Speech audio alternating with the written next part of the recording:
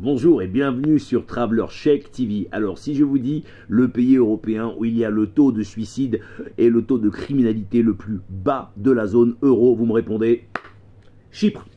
Alors, c'était pas la première fois que j'allais à Chypre. J'étais parti déjà à Famagoust, qui est la partie turque au nord de Chypre. Et là, je suis parti à Larnaca, qui est la partie grecque au sud de Chypre. Alors, vous savez que malheureusement, Chypre est le dernier pays européen avec une ligne de démarcation, un peu à l'instar de Jérusalem ou un petit peu à l'instar de l'ex-Allemagne de l'Est et de l'ex-Allemagne de l'Ouest.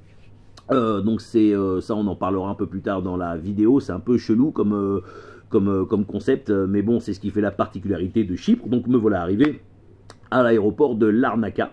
Alors Larnaca, c'est sympa, c'est plutôt une ville balnéaire avec un tas d'appartements, Airbnb ou hôtels. Je vais vous laisser les bons plans dans la description et vous expliquer un petit peu ce que j'y ai fait. Alors d'abord, à Larnaca, vous avez une super plage qui s'appelle Finikoud, qui était juste face à là où j'avais mon logement. Vous avez une autre plage qui est un petit peu plus loin vers l'aéroport qui s'appelle la plage Mackenzie, qui est un petit peu plus glamour. Et sinon, vous avez également la plage de Pharos avec des très très beaux lagons, hein, puisque évidemment, nous sommes vraiment dans une île typiquement grecque, c'est-à-dire avec des très beaux lagons et des très belles plages. Alors c'est vrai que les paysages sont très différents du nord au sud, ça on en parlera aussi, mais là pour la partie sud, vous avez le Cap Greco qui est fantastique, qui est plus au sud encore de Larnaca, où là vous avez vraiment des lagons d'eau turquoise avec des rochers magnifiques qui sont quasiment des sculptures naturelles, des statues naturelles au milieu de la mer.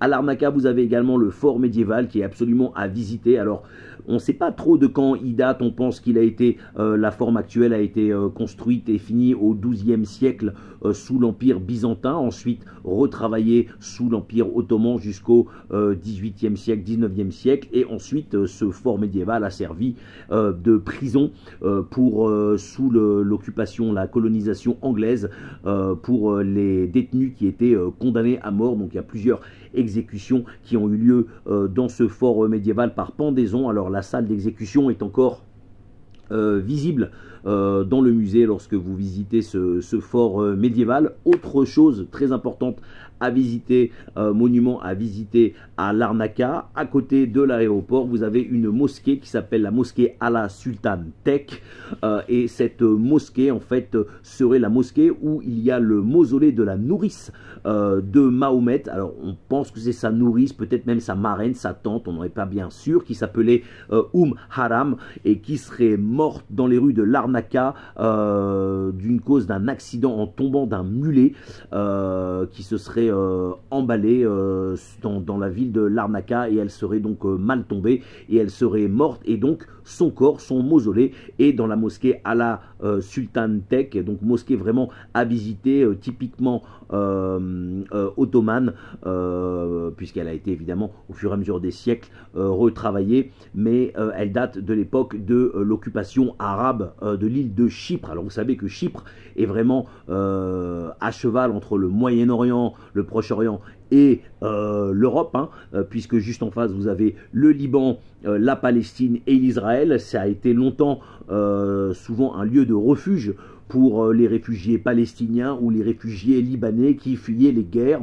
Donc dans les restaurants, vous avez énormément de Libanais qui sont expatriés, notamment des Libanais francophones, et vous avez également des Syriens, vous avez également des Israéliens, vous avez également des Palestiniens, et puis bien sûr des Grecs et des Turcs, puisque là, dans le nord, on parle le turc, depuis le conflit qui a opposé Ankara à Athènes, je crois en 1972, avec une tentative de coup d'État de la part d'Athènes qui a échoué. Et effectivement, cette ligne de démarcation que vous avez dans la capitale, la très belle capitale de Chypre qui s'appelle Nicosie, eh bien vous avez un checkpoint à passer lorsque vous passez du sud, donc de là où j'étais, Larnaca par exemple, vers le nord, puisque je me rendais à Kyrenia pour visiter un complexe immobilier qui est géré par une très très bonne amie à moi. Alors le sud et le nord, c'est complètement différent. Le sud, vous avez vraiment des lagons, des plages, alors que dans le nord, vous avez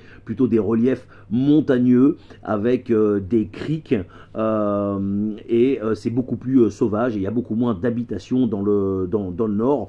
Outre le fait évidemment que dans le nord on parle le turc et que dans le sud on parle le grec. Alors au jour d'aujourd'hui, l'île est complètement pacifiée, il n'y a aucun problème entre les gens du nord et du sud, mais il subsiste quand même des tensions politiques entre Ankara et Athènes qui passent leur temps à se provoquer et à faire des algarades. Les gens entre eux n'ont pas réellement de problème.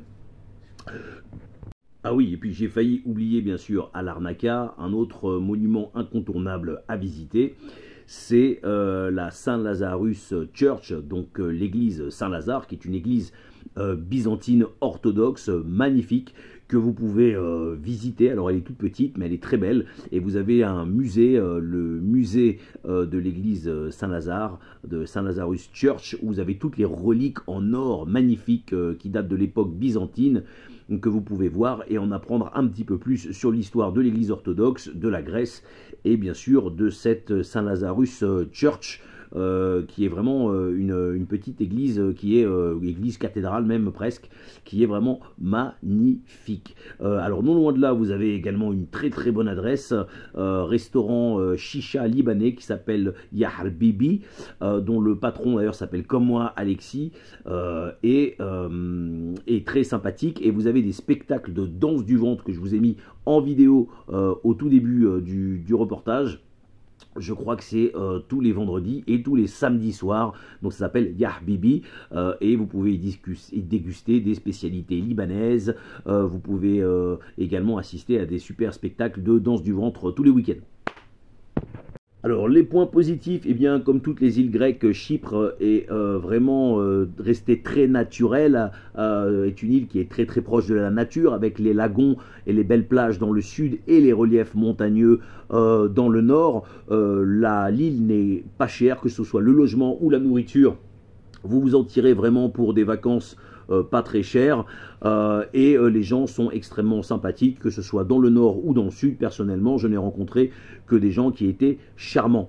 Alors le point négatif bien sûr, c'est cette ligne de démarcation à Nicosie. Je trouve que ce checkpoint, cette espèce de douane imposée, est quelque chose d'un peu intrusif dans la vie des touristes et bien sûr des habitants de l'île, et participe à mettre quand même une ambiance un petit peu terne, alors que cette ville de Nicosie, cette capitale chypriote, est très très belle. C'est une vieille ville qui est très jolie. L'inconvénient aussi, c'est que eh bien, vous avez quand même plus de 5 heures d'avion, donc ça commence à être un petit peu long pour les gens qui ne supportent pas bien l'avion ou qui ont peur de l'avion.